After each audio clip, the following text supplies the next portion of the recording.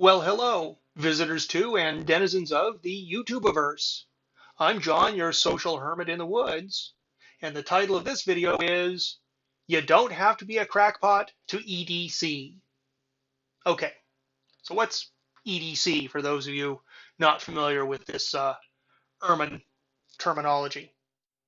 Well, if you're like me, and I've recently been having to do a fair bit of unexpected traveling, a lot of times if you're not near your home, you're on the road, you're in a motel, you're someplace, you run into situations where having some sort of basic tools would be really handy.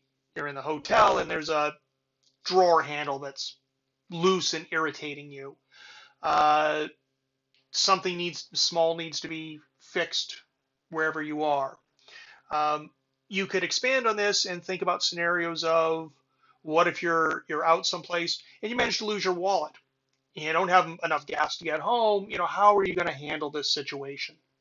And obviously, you're not going to be able to prepare for everything. That's where you get in kind of to the crackpot scale. But is there a small contained set of tools and items that's small enough and compact enough for you to carry with you routinely when you're away from home, and would address a lot of these, everything from minor to major inconveniences?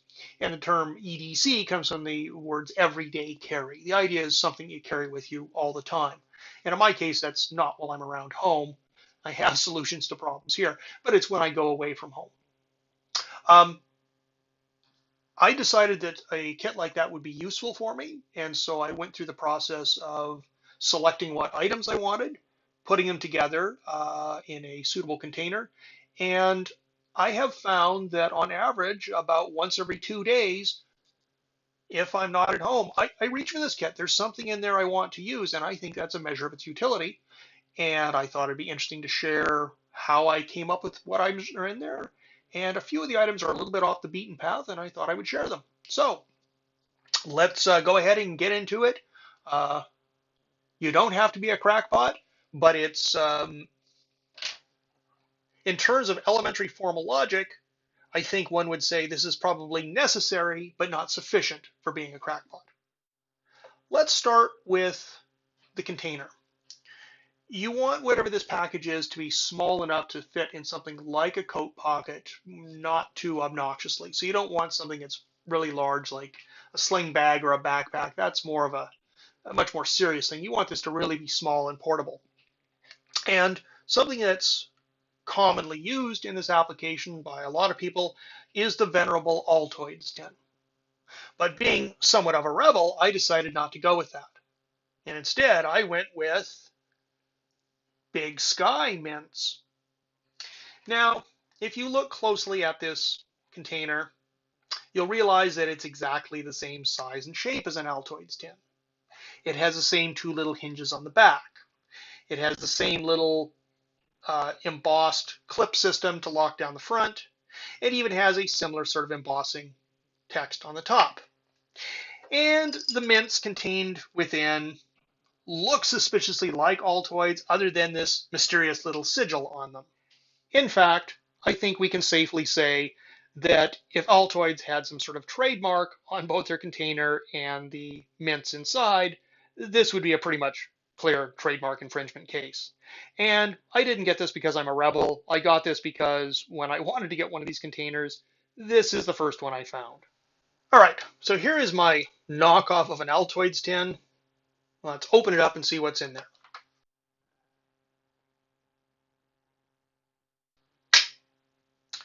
The first thing you're going to notice is up here at the top, I've glued in the striking surface from some waterproof matches. Now these are not strike anywhere. They have to have that particular type of striker. So if you want to have some way to start a fire, light candles, melt off the ends of paracord, something like that, matches are handy. So I have 4 of those waterproof matches, and I put these in a little homemade parchment paper envelope, which is flaps over onto itself kind of like a locked letter and closes it. And then we've glued the striking surface in there. So we have some matches. Okay, second item. How often do you find you need to write something down, or maybe you don't have a pen? This is a telescoping ballpoint pen. It's from a company called True Utility, and I think they call this the telepen. And normally, when they sell this, it comes with a little keychain ring, and the idea is you can put this on with your keys and you don't notice it, but it's also great for something like this. It's large enough in the hand to be comfortable to write with, and actually it writes quite well. And as you might guess, the ink refill in here, the ink cartridge is quite small. However, we'll get to it in a second. I do carry refills, and we'll talk about how much life you could get out of that. Okay, so a pen. A single-use tube of super glue, crazy glue. If you're like me, there's about 4 times a year you want to super glue something breaks, and it's like, wow, that's going to be the perfect solution. But a full-size tube of this goes off before you use it again, and these little single-use, you screw the top down, it punctures the cap, and you get enough for one use, and then you can dispose of the leftovers if there are any. These are a really handy size, and they're a perfect thing to fit in here. Next up, we have a flashlight. Let's get a close-up of this. This is the Olight, what they call iMini. It's a little tiny aluminum body LED flashlight. It uses 3 LR41 cells, which are replaceable. It switches on and off by removing this magnetic captive end cap. Goes on, goes off. The magnet here is strong enough to where this is not going to come out and switch on its own. You could put this again if you wanted on something like a key ring, but it's easy to pull out. The light being magnetic means you can then clip it onto some place. You don't have to hold it. There's a convenient place to put it down, and you get the light. This throws, they rate it at 10 lumens for 30 minutes. And I have looked, there was someone online who did some fairly rigorous testing on this, and it actually starts at around 12 lumens, and over about 33 minutes, it decays pretty steadily to about 7 lumens output, and then the output crashes to negligible and trickles on for about an hour. So, but 30 minutes, 10 lumens, reasonable estimation of the power output. It's fairly well focused. This is actually, I find, much handier than the flashlight on my cell phone, and it doesn't use up my cell phone battery when I use this. It's small enough to fit neatly in a container like this, and it's easy to replace the batteries. If you think 30 minutes of use, well, if you were to use that 1 minute a day, you'd get an entire month's use. You probably don't use it that often, but maybe you use it once a week for 5 minutes. You'd still get a month's use plus a little bit spare, and at the end of the month, you know you need to replace the batteries. Speaking of which, I went to 2 large chain stores here in Canada, and those LR41 batteries were $6 or $7 a piece. I'm not buying 3 $7 batteries to refill this. However, if you go online and get them in bulk, you can buy a 30-pack at 26 cents a battery. So it's about 78 cents for a month of use, assuming you're going to use 30 minutes a month. And that is quite reasonable. So, real happy with this. It's a fantastic choice for this kind of little tiny carry kit. Okay, well, the next thing I'm going to pull out of here are a bunch of screwdriver bits. This includes a mid-sized flathead screwdriver, a number 2 and a number 3 Phillips hex bit, and a number 2 and a number 3 Robertson. And these are sizes that I commonly use. But of course, you're going to need something to use them. So we have here a magnetic bit extender. So those clip in there, and they have a base here. And obviously, we're still going to need some way to drive that. And that is where we get to a multi-tool, which was an obvious choice for something like this. Now, this particular multi-tool, this is a SOG power pint, has a little hex bit holder with a magnet in it right there. So you can put this in and use it as a stubby screwdriver, but a lot of times you want a little bit longer throw, a longer shaft on that screwdriver, and so you can do this and this, and now you have a very functional, this is actually ergonomically quite acceptable, a useful screwdriver with those 5 bits.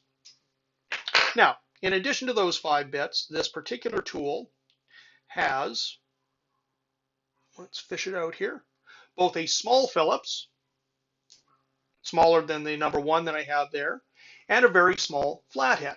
So you actually have 7 total screwdriver bits. This gives me 2 flatheads in different sizes, 3 Phillips and 2 Robertsons. What other tools do you have on here? Well, this is kind of a very traditional multi-tool. So you have your needle nose pliers, you have your bolt holder, you have your soft wire cutter. This does have a dedicated crimper section here for like electrical crimp connectors. That's the kind of tool sometimes dealing with electrical connectors, and I find really handy. You can't really see it, but in very tiny font, there's a little tiny protractor there, which is marked off at the 30, 45, 60, 90, and 180 degree increments. There is both a inch rule and a centimeter metric rule here, although note that it's interrupted in the middle. So you can see, for instance, 1 inch and 2 inches, but then you're out to something in the 4 to 5 inch range. Or on the metric side, 1 centimeter, you get your 5 centimeter mark there, and then it's back out to 11. The metric side is right down to the millimeter, though, which is kind of handy. So, a way to measure stuff. Other tools, serrated blade, can opener. Let's stop and talk about this can opener for a minute. Okay. This is what's known as a military style, or sometimes called a P-38 can opener. Why it's named after the Lockheed twin boom fighter aircraft, I don't know. But if you know how to use one of these, they are fantastic. For many years, this was the only can opener I had because it works really well and it takes up almost no space in your kitchen drawer. Most of the time, I actually prefer it to a rotary style, more traditional cutter. I have this because when I bought this condo here, this was already in the drawer, so I have both. This works really well. This, you're going to need some practice with. So I've used this now several times. It works. If you have a can of chili and you're hungry and this is the only thing you've got, you will get it open. But I would suggest practicing a little bit a few times before. Both the direction that you work, which is actually, I find it works best if you work it back, essentially going clockwise, right-handed, as opposed to moving forward on the cut. If you go the other way, what this tends to do is bend the metal down as opposed to cutting through it. This will get you through a can in 20 seconds. You're going to be 2 minutes with this, but it will work. Anyways, okay, functional tool, but not ideal. I'll point out as well, all of these tools lock, which is good for safety. In some jurisdictions, that would make this illegal to carry, though, because of the knife blade. Not an issue in US or Canada. All right, what else? Bottle opener. Bottle opener works fine, unlike the can opener. And small pair of scissors. These little scissors, like the type you find here or on Swiss Army knives, the usual weak point tends to be the spring. And the spring on this is really strongly built and put in there. And these scissors work, they're small, but they work really well. And they are one of the handier tools on here.